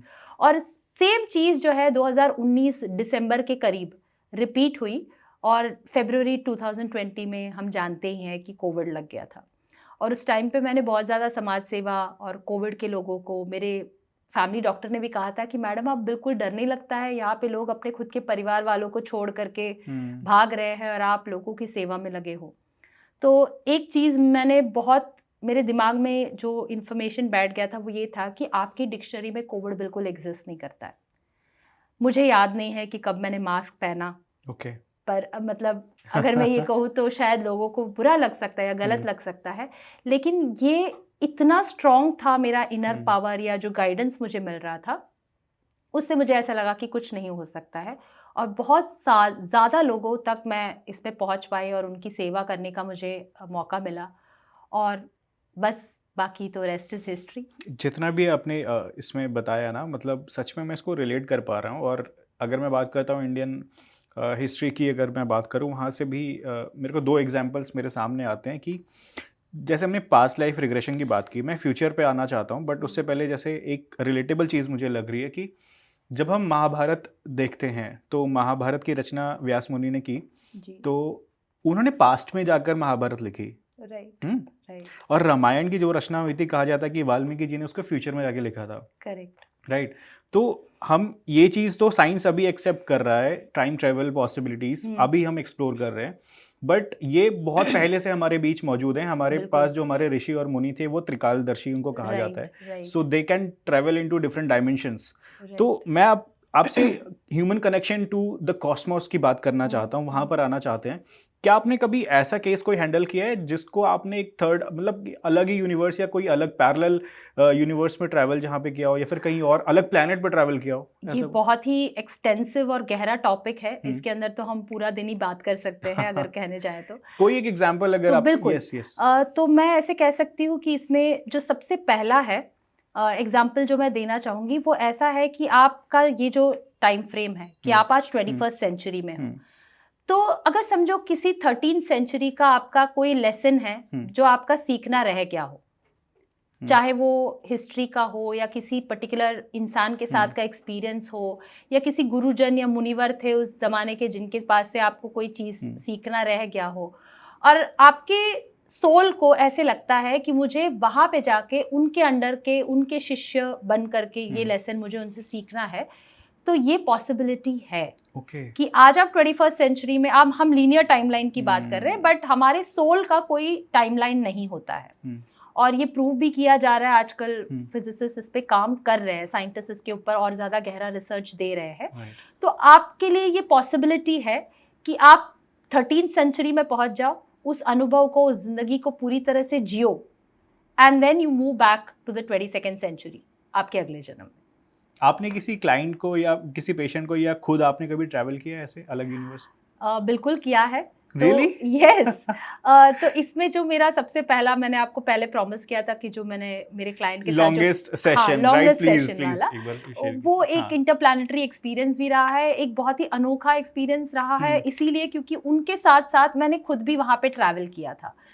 तो जो पेशेंट है और जो हीलर है वो दोनों एक साथ ट्रैवल कर रहे हैं एक साथ, और ये हम दोनों एक दूसरे को, जबकि मैंने ये सेशन फोन पे कंडक्ट किया था, और मतलब माइंड ब्लोइंग, आप बहुत सारे लोगों को लगेगा कि ये ऐसे कैसे पॉसिबल है, बट ये हुआ है, हम दोनों के साथ ही हुआ है, हम दोनों ही विटनेस रह चुके हैं इसके लिए। और जब मैंने अपने गुरु से कंफर्म किया तो उन्होंने कहा कि एनीथिंग इज पॉसिबल, आप बस माइंड ब्लोन होने के लिए रुक जाओ।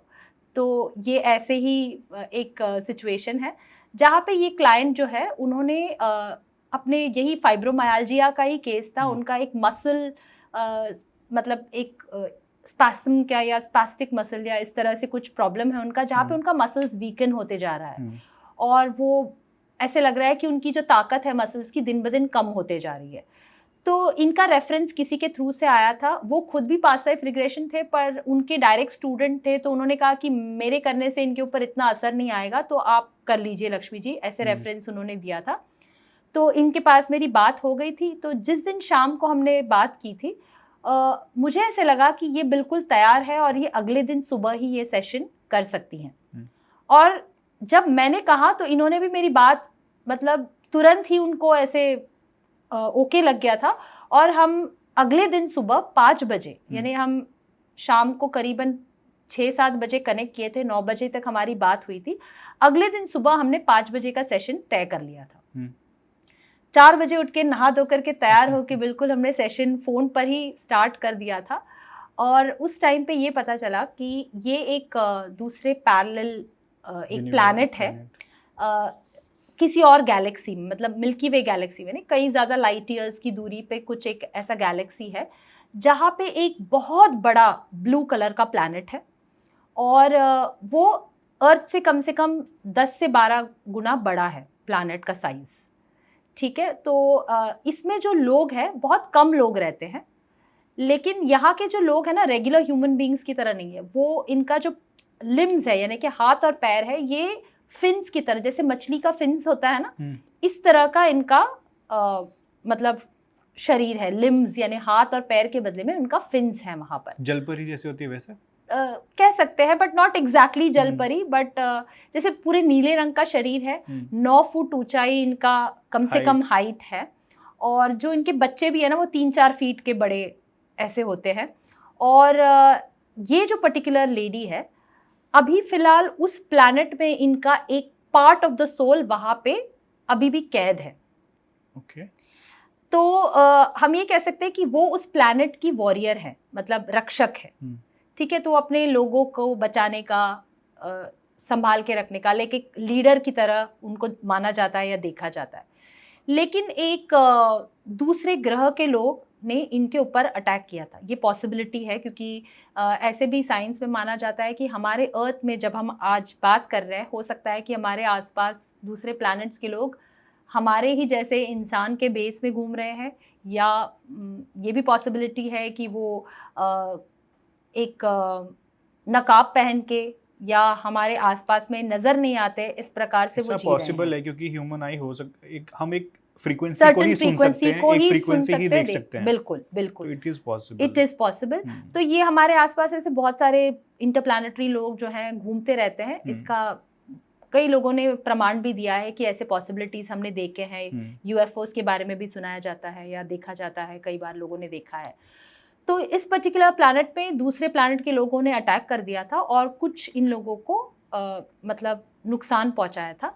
जिसमें बात कर रहे हैं जब ट्रांस में है, उस ट्रांस के स्थिति में अटैक हुआ है? नहीं, अच्छा, वो अनुभव कर पा रहे, ये सब देख पा रहे, जब वो ट्रांस की स्थिति वहां पे अटैक हुआ है, वहां पे अटैक हो करके उन्हें बंदी बना के रखा गया है। ओके।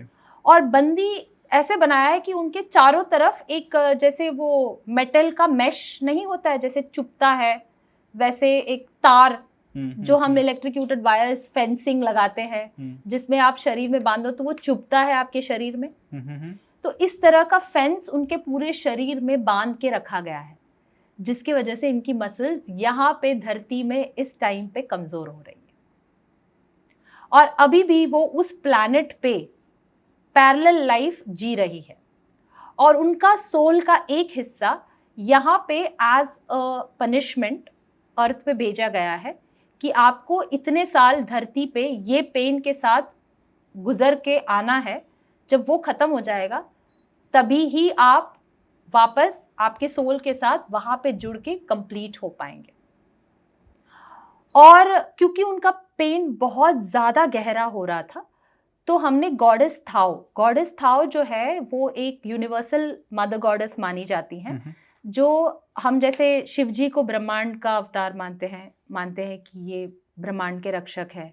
तो इसी तरह से मतलब जो डिस्ट्रक्टर है, जो कंट्रोल करते हैं लाइफ एंड डेथ को, वो यहाँ पे शिव जी है। तो वैसे goddess Tao is the universal goddess जिन्हें माना जाता है। तो इन अ वे वो हम कह सकते हैं कि आदि पराशक्ति जैसे माँ का फॉर्म होता है वैसे ही फॉर्म होता है। तो उनके पास हम परमिशन के लिए जाते हैं कि इनका पेन जो है वो बहुत ज़्यादा गहरा हो रहा है, इसे रिलीफ करने का कोई तो उपाय दीजिए। और जब हम ये गाइडेंस में जा रहे हैं तो एग्जैक्टली उसी समय पे गॉडेस थाओ हम दोनों के ही सामने एक साथ ब्रह्मांड में प्रकट हो रही है। तो उस टाइम पे वो कहीं और बैठी हैं इंडिया के अंदर ही और मैं कहीं और यहाँ बॉम्बे में बैठी हूँ और हम दोनों ही गॉडेस थाओ के सामने ब्रह्मांड में वहाँ पे प्रेजेंट हैं। हम देख पा रहे हैं, हम तीनों एक दूसरे को देख पा रहे हैं। इस तरह का अनुभव हुआ था और गॉडेस थाओ ने ये परमिशन दिया था कि अब आप उस प्लैनेट पे जाओगे और आपको स्पेशल परमिशन दिया जाएगा टू मतलब थोड़ा सा उनका जो वायर मैश है जो बांध के रखा गया टाइट करके, उसे थोड़ा सा लूजन करने का परमिशन दिया जाएगा ताकि उनकी जो गहरा जो घाव है उनके शरीर में, जो बिल्कुल अनबेरेबल पेन है, वो थोड़ा सा उससे रिलीफ मिल सके। पूरा रिलीफ नहीं मिल पाएगा लेकिन काफ़ी हद तक ये इन्फ्लेमेशन इनका बेटर हो जाएगा। और जब ये परमिशन मिला था तो मुझे, जब मैं वहाँ पे गई थी, इनफैक्ट वो प्लैनेट का जो एटमॉस्फेयर है ना वो बिल्कुल पानी से भी थिक है, हवा की तरह ऐसे नहीं है जैसे हमारा होता है पानी के अंदर का जैसे होता है, लेकिन पानी से भी ज़्यादा थिक उसका लिक्विड है जिसके अंदर ये लोग रहते हैं। इट इज़ लाइक अ समंदर, पूरा प्लैनेट ही समंदर जैसा है और समंदर के अंदर का जैसा जीव है जिसमें मूवमेंट करने के लिए उनको फिन्स जैसे आकार का उनका लगता है जैसे, तो उसी तरह का फिन्स मुझे दे दिया गया था टेम्परेरीली और मैंने वहाँ पे जाके उस वेश को थोड़ा सा लूजन अप कर दिया था, जिसकी वजह से उनका पेन में थोड़ा सा रिलीफ मिला। उसी टाइम पे हीलिंग हो गया। गॉडेस थाओ को हमने थैंक्स किया और उसके बाद फिर मुझे वहाँ से वापस यहाँ पे भेज दिया गया था।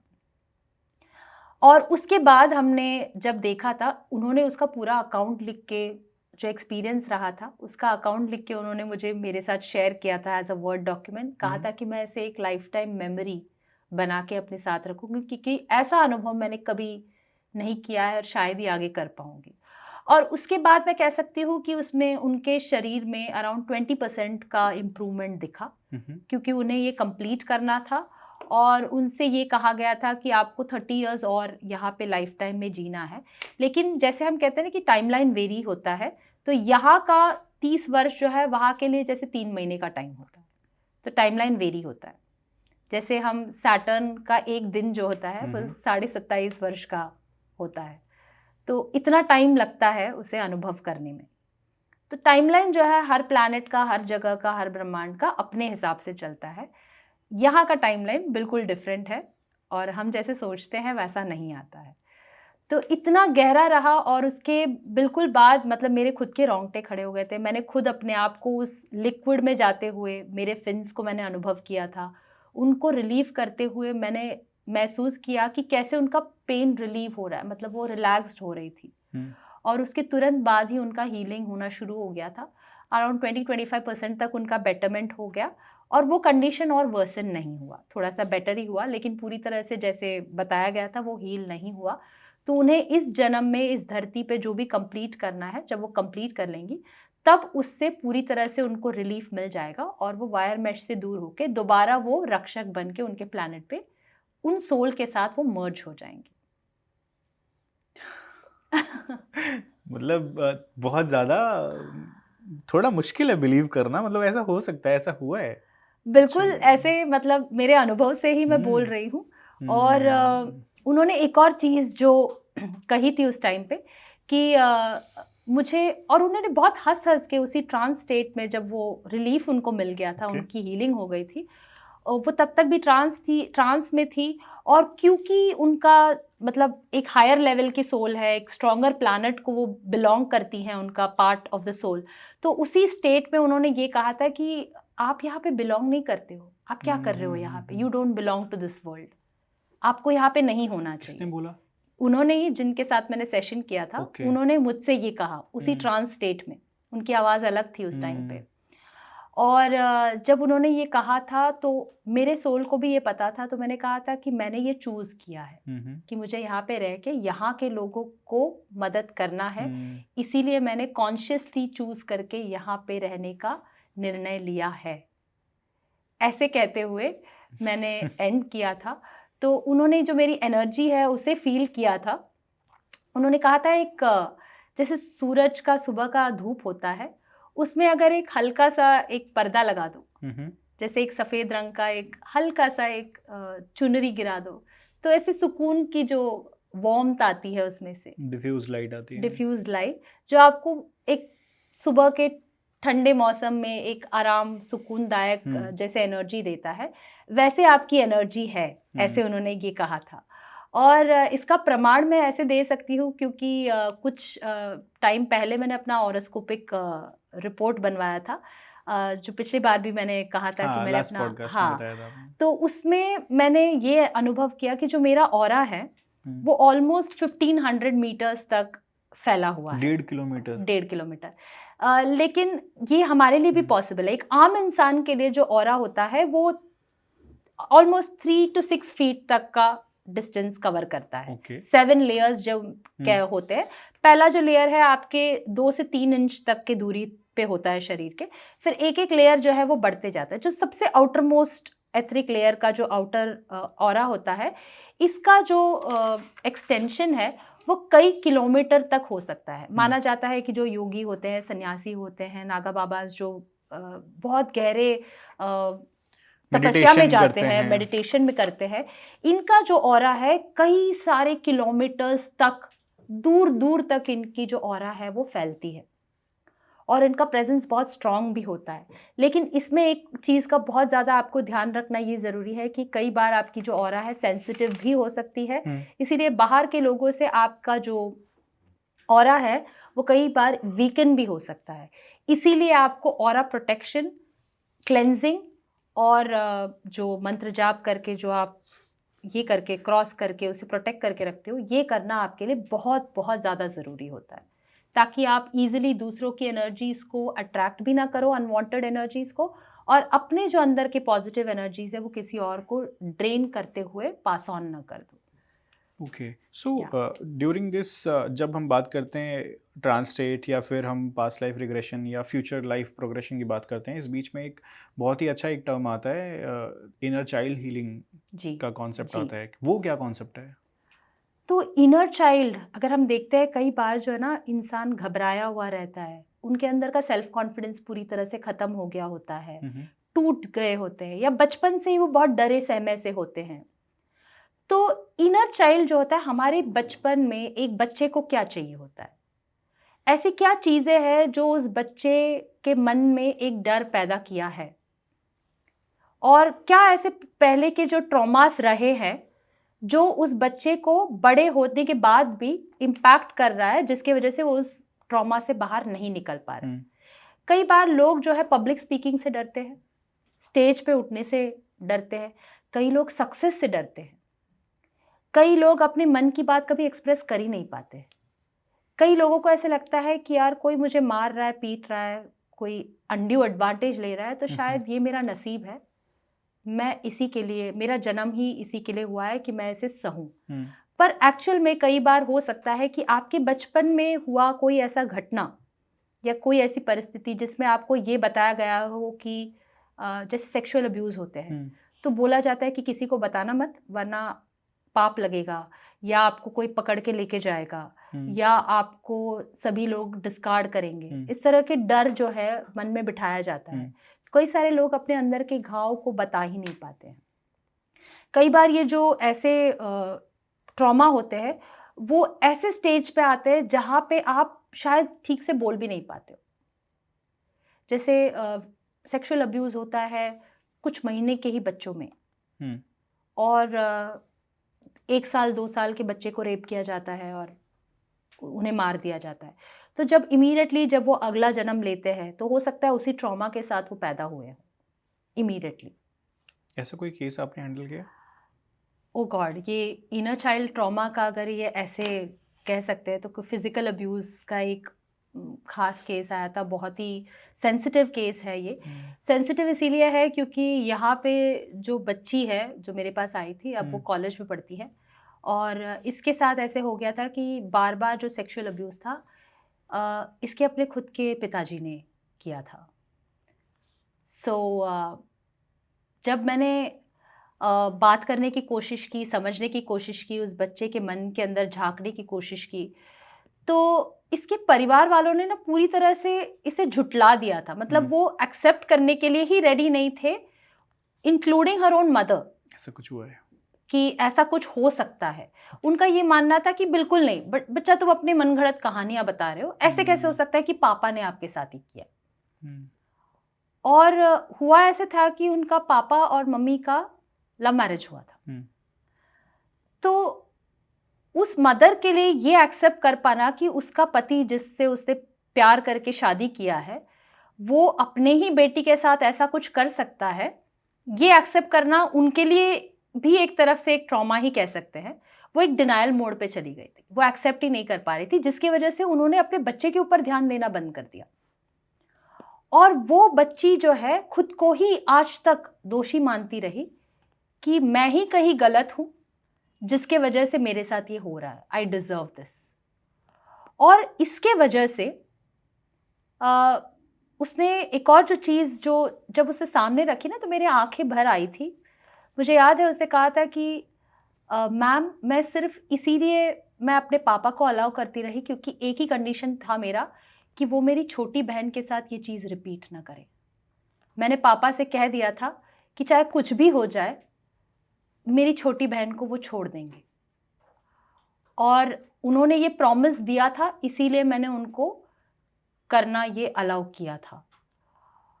और उसके वजह से इनफैक्ट वो इतना ज़्यादा गिल्ट में थी, वो कह रही थी कि कई बार जब हम वो प्लेजर में एक हार्मोनल चेंजेस आता है तो 1-2 बार ऐसे भी लगा था कि उनके अंदर भी वो डिज़ायर्स जाग रहे हैं, तो उन्हें कई बार ऐसे भी महसूस हो रहा था कि उन्हें ये अच्छा लग रहा है, पर वो एक्सप्रेस ही नहीं कर पा रही थी उस चीज़ को। और अब वो एक ऐसे स्टेट में आ गई थी जहाँ पे वो ये कह रही है कि मुझे शादी करना ही नहीं है, क्योंकि शादी का एंड रिजल्ट यही होगा कि मेरा भी पति शायद मेरी बच्ची को रेप करेगा। ओह, इतना डीप ट्रॉमा चल रहा होता है। तो ये एक बहुत ही गहरे लेवल का सदमा है, इनर चाइल्ड हीलिंग है, जिसे एड्रेस करना ज़रूरी है। हमने बहुत ज़्यादा काउंसलिंग किया, पास्ट लाइफ रिग्रेशन किया कि कहाँ से ये कनेक्शन आ रहा है, ट्रॉमा आ रहा है। और सिर्फ सेक्सुअल अब्यूज़ नहीं, मुझे लगता है कि बहुत मेंटल अलग लेवल, अलग इमोशनल लेवल पे अब्यूज़ जो बच्चे हो रहे हैं, हाँ, उनके अंदर रह जा रही है ये चीज़ आगे तक। यस। और ये एक्चुअली जो है बहुत सारे कॉमन केस स्टडीज़ में देखने को मिलता है। आजकल कई सारे जो reported cases of sexual abuse या फिजिकल अब्यूज़ होता है वो पहचान के ही लोगों में आता है। Almost 70 to 80% of the cases में जो लोग पहचान के होते हैं, चाचा, भाई, मामा। अभी रिसेंटली मैंने एक बुक पढ़ा था, द रिलक्टेंट डॉक्टर, और उसमें भी उन्होंने ये केस स्टडीज़ दिखाया है कि जैसे कि भाई मर गया है तो भाई की बीवी घर में है, उसके बच्चे हैं, तो उन्हें उनके परिवार को पालना है, संभालना है, तो बड़ा भाई सेक्सुअल फेवर्स मांग रहा है in exchange of taking care of the family. तो इस तरह के केस स्टडीज़ भी देखने को मिलते हैं, और ये कई बार रिपोर्ट बाहर किया नहीं जाता है क्योंकि पूरे परिवार को पता होता है, और जिस घर से वो लड़की आई है वो घर में उस लड़की को जगह नहीं है। कहते हैं कि तुम शादी होके उस घर में जा चुकी हो, अब हमारे घर में तुम्हारा कोई जगह नहीं है, तुम्हारी अर्थी भी तुम्हारे ससुराल से ही उठेगी।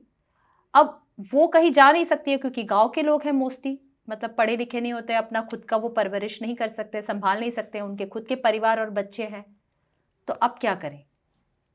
और इसीलिए वो दब के रह जाते हैं। उनके परिवार में सबको पता होता है किस तरह से होता है, वो एक्सेप्टेंस आने लगता है, एक्सेप्टेंस होने लगता है कि अगर मुझे रहना है संभल के, या मुझे अगर मतलब अपने बच्चे को, अपने मेरी जो 2 बच्चियां हैं इन्हें अगर संभालना है, इन्हें बड़ा करना है, इनको एक अच्छी ज़िंदगी देनी है, तो मुझे इस एक्सेप्टेंस में जीना पड़ेगा कि दिस इज़ ओके। तो यहाँ से भी ट्रॉमाज आ सकते हैं, और कई बार ये बाहर एक्सप्रेस ये किसी को भी नहीं कर पाती हैं, जिसके वजह से ये ट्रॉमा बन के रह जाते हैं। और ये अल्टीमेटली बहुत सारे डिजीजेस की तरफ भी लेकर हमको जाता है। बिल्कुल, सेक्सुअली ट्रांसमिटेड डिजीजेस हो सकते हैं, और मेंटल लेवल पे भी ये ट्रॉमा करके, जैसे कोलेस्ट्रॉल हो गया, इवन कैंसर जैसी बीमारियों को भी ये पैदा कर सकता है, क्योंकि आपके मन में कॉन्स्टेंटली वो डर, वो एक because it is said that disease are your decisions or any past life या this life का कोई grief है, कोई pain है, हर लेवल के हर लेयर को, जैसे हमने पिछली बार जो 5 लेयर्स की बात करी थी, फिजिकल, इमोशनल, मेंटल, स्पिरिचुअल और इथेरियल, यहाँ पे जब ऐसे ट्रॉमाज आते हैं ना, तो आपके हर लेवल को ये घिसा देता है, हर लेवल को पार करके वो पेन उसके अंदर पेनिट्रेट करता है, जिसकी वजह से ये जो एक्सपीरियंसेस होते हैं बहुत ज़्यादा ट्रॉमेटिक होते हैं। अगर इस जन्म में इसे एड्रेस नहीं किया गया तो इसकी बहुत ज़्यादा श्योरिटी है कि ये इस जन्म में नहीं तो अगले जन्म में ये कैरी फॉरवर्ड होगी ही होगी। और ऐसे ही बनता है कार्मिक साइकिल्स एंड डेट्स। ये क्या है कार्मिक साइकिल या कार्मिक डेट की बात हम करते हैं, व्हाट इज इट? तो ऐसे होता है ना कि अगर हमने ये सोच लिया है कि मुझे इसका बदला लेना है, तो मन में मैंने सोच लिया, तो ये जो मेरा सोच है ये मेरे लिए एक कार्मिक लूप बन गया। ओके।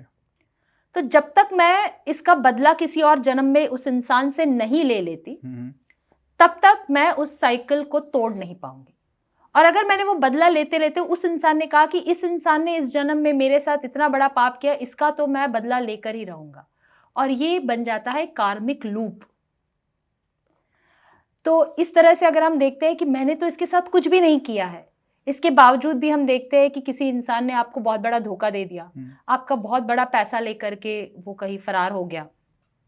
इस तरह के केसेस हमको देखने मिलते हैं कि परिवार के अंदर ही किसी एक भाई ने दूसरे भाई को मार दिया, या मतलब बहुत ज़्यादा उनको किसी तरह से मतलब ना ट्रॉमा में आ जाते हैं, और उन्हें ऐसा लगता है कि मैंने तो कुछ भी नहीं किया है, तो क्यों वो मेरा खुद का भाई होके इस तरह का ट्रीटमेंट क्यों कर रहा है मेरे साथ।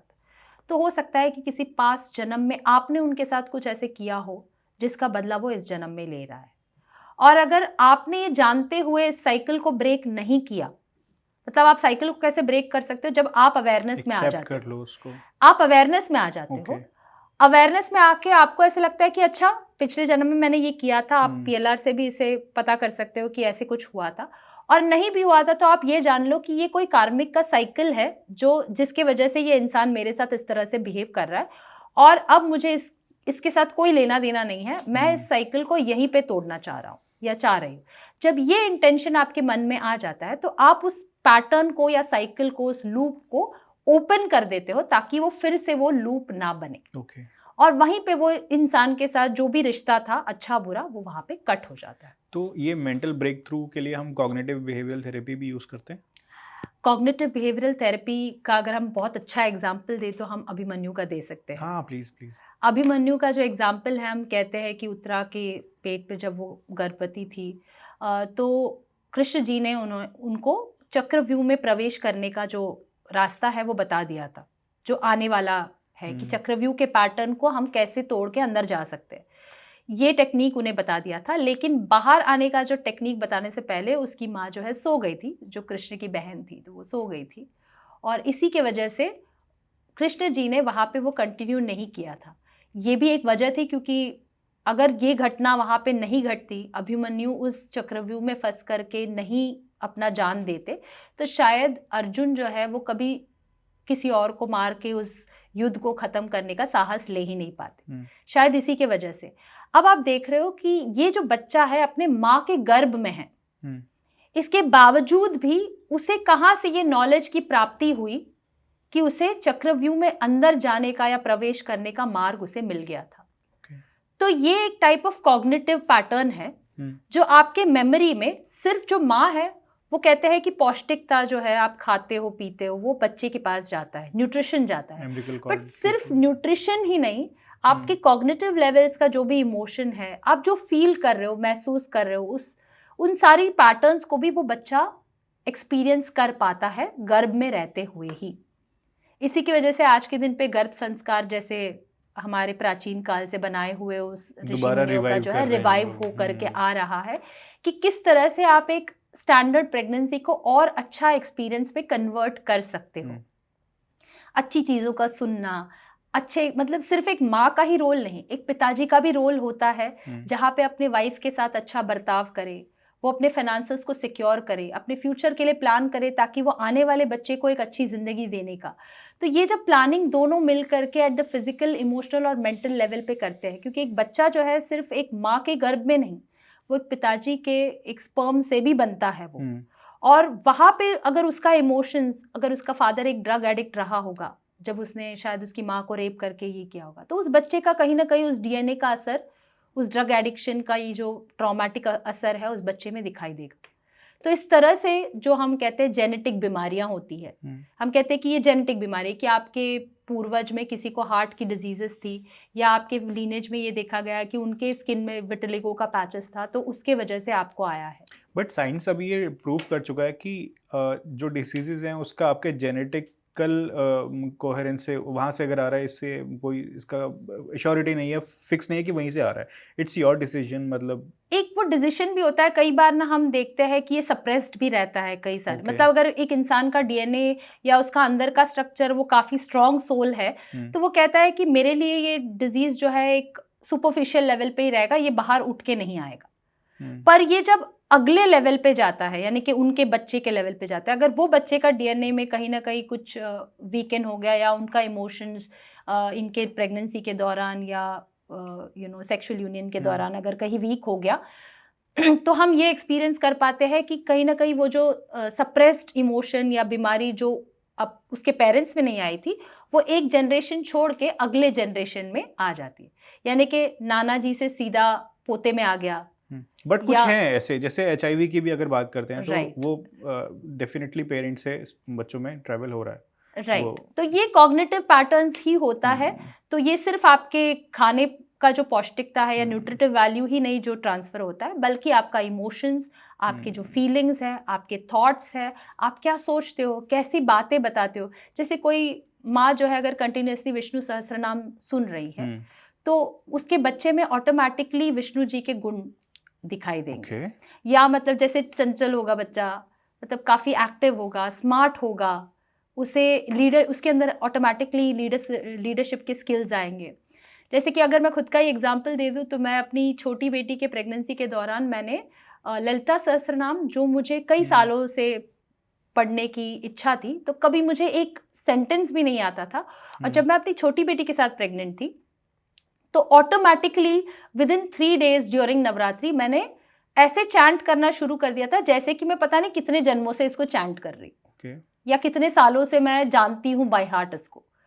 तो इस तरह से मैंने चैंट करना शुरू कर दिया था, और इसका अनुभव ऐसे रहा कि जो क्वालिटीज़ है देवी माँ का, वो मेरी छोटी बेटी के अंदर कई बार देखने को मिलता है। वो 5 साल की थी जब उसने श्री शुक्तम बोलना शुरू कर दिया था। यस, तो ऐसे क्वालिटीज़ भी हमें देखने को मिलता है जो बहुत ही ज़्यादा इफ़ेक्टिव होता है। तो किस तरह का हम अनुभव लेते हैं at the time of pregnancy, वो डिटरमाइन करता है कि हमारे फ्यूचर में हमारे बच्चे या क्वालिटी ऑफ चिल्ड्रन जो है वो कैसे हो सकते हैं। इसका भी कंट्रोल कहीं ना कहीं हमारे हाथ में होता है। ओके जब इन सारे टॉपिक्स पे हम बात कर रहे होते हैं ना, तो एक टर्म बहुत ज़्यादा इम्पोर्टेंट है जो मेरे सामने आया था, वो आकाशिक रिकॉर्ड्स। इनके बारे में मैंने सुना, क्या इसको आप संक्षिप्त में समझा सकते हैं कि व्हाट आर दीज रिकॉर्ड्स? बिल्कुल basically. तो आकाशिक रिकॉर्ड्स होता है कि हमने जितने भी जन्म लिए हैं अब तक, इन सब का एक फाइल होता है या फोल्डर होता है। अच्छा। जिसे हमारे ब्रह्मांड में सेव करके डाटा रखा जाता है। okay. और जिसका एक्सेस हम सर्टेन मेथोडोलॉजीज से ले सकते हैं। अच्छा, आर्काइव्स हैं वो। Archives kind of thing. तो ये हम रिट्रीव करके इसे हमारे हिसाब से पॉजिटिवली इस्तेमाल कर सकते हैं, ताकि ये हमारे आने वाले कल के जो डिसीजंस हैं या जो भी आप मतलब लेना चाहते हो कॉन्शियसली, अगर आप इसे लेते हैं तो ये आपके लिए बहुत पॉजिटिव वे में काम आता है और आप उसका फ्रूटफुल यूज़ करते हुए आपके लाइफ को एक एनहांसमेंट के रास्ते पर लेकर के जा सकते हैं। तो ये for the use of healer उसके यूज में आता है, राइट? बिल्कुल, फाइल निकालने के लिए। तो कई बार ऐसे भी होता है ना कि हमारा पर्पस क्या है इस लाइफ में, हम क्यों आए हैं। कई बार मतलब जब हम higher level of soul purpose में चले जाते हैं तो सबसे पहला इंसान का यही सवाल है कि मैं कौन हूँ।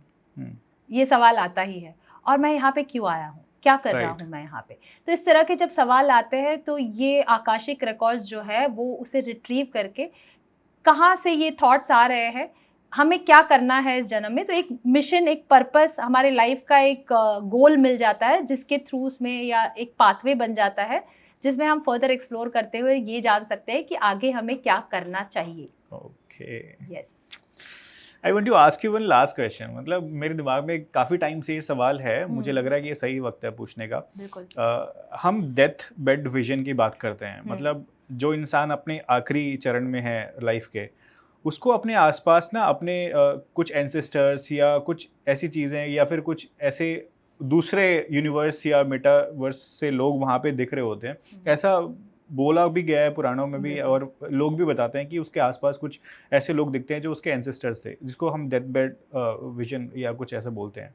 ये क्या कॉन्सेप्ट है? इसको मैं 2 फेजेस में समझाना चाहूँगी। प्लीज। एक है कि आपका, कई बार आपने लोगों को सुना होगा कि near death experience. Yes, near death experience, जहाँ पे लोग जो है मौत की खाल तक जा करके दोबारा रिट्रीव होके, मतलब डॉक्टर ने डिक्लेयर कर दिया है कि अब इनकी मृत्यु हो चुकी है, लेकिन कुछ समय बाद ये दोबारा अपने शरीर में आ जाते हैं और ये नॉर्मल हो जाते हैं। तो वापस इनके अंदर लाइफ आ जाता है। ऐसा एक्सपीरियंस मेरे खुद के साथ भी हुआ है। तो ये एक्सपीरियंस मैं एकदम शॉर्ट में बता देती हूँ कि मैं कैलाश मानसरोवर गई थी, और वहाँ पे तो ऐसे हुआ था कि जब मैं ये जर्नी मैंने शुरू किया था, तो हायर ऑल्टीट्यूड्स में जैसे जैसे जाते गए तो वहाँ पे ब्रीदिंग ऑब्वियसली तकलीफ हो रही थी। तो वहाँ पे रात का खाना सर्व हुआ था, बिल्कुल सिंपल सा दाल रोटी चावल ऐसे खाना था। तो खाना खा के बहुत ही हल्का फुल्का मैंने खाया था और मैं सो गई थी, और बीच रात में मुझे ऐसे लग रहा था कि किसी ने मेरा गला घोट लिया है। तो बहुत ज़्यादा मुझे घुटन महसूस हो रही थी, पसीना छूट रहा था, मैं अपने ना आवाज़ बाहर निकाल पा रही थी, ना चिल्ला पा रही थी, कुछ भी नहीं कर पा रही थी। और मैं वहाँ से उठ करके बाहर कोलैप्स होते हुए, मतलब चक्कर आ रहा था, मैं स्ट्रगल कर रही थी उस एक्सपीरियंस से बाहर आऊँ, लेकिन निकल नहीं पा रही थी। और फिर कहीं जाके मुझे सिर्फ इतना याद है कि मैं वहाँ पे गिर गई थी। और उसके बाद मैंने देखा कि मैं एक रास्ते से जा रही हूँ जहाँ पे एक गोल्डन रोशनी है, एक लंबा सा टनल है जिस पे गोल्डन रोशनी है, और वो रोशनी की तरफ मैं बढ़ते जा रही हूँ। और बाकी कुछ भी याद नहीं, मुझे सिर्फ इतना ही याद है कि मैं उस टनल में आगे बढ़ते जा रही हूँ। और एक ऐसा टाइम आता है जब वो टनल का अंत आता है, तो वहाँ पे एक दरवाज़ा होता है। उस दरवाजे के पीछे से और गहरी रोशनी आ रही है, और मैं उसे खोलने की कोशिश कर रही हूँ, तब बोला जाता है वापस जाओ। और उस टाइम पे अचानक से मैं इस शरीर में ये महसूस कर पा रही हूँ कि मुझे उल्टियाँ हो रही हैं। मैंने उल्टी की, और उसके बाद ऐसे लगा कि सब पूरा कचरा साफ हो गया हम्म, और पता नहीं कितने देर तक मैं बेहोश थी या क्या होश था, मुझे कुछ भी उसका पता नहीं चला था। पर उसके बाद I came back to my senses और उस टाइम पे कुछ ऐसे इमेजेस या विजुअल्स, जैसे वो रास्ते में मैं जा रही थी तो कुछ ऐसे फर्दर आगे मुझे क्या करना चाहिए इस चीज़ का भी mission in a few fraction of a seconds मुझे मिला था। okay. एकदम टुवर्ड्स द एंड, जब मैं लेन में चल रही थी उस टाइम पे नहीं।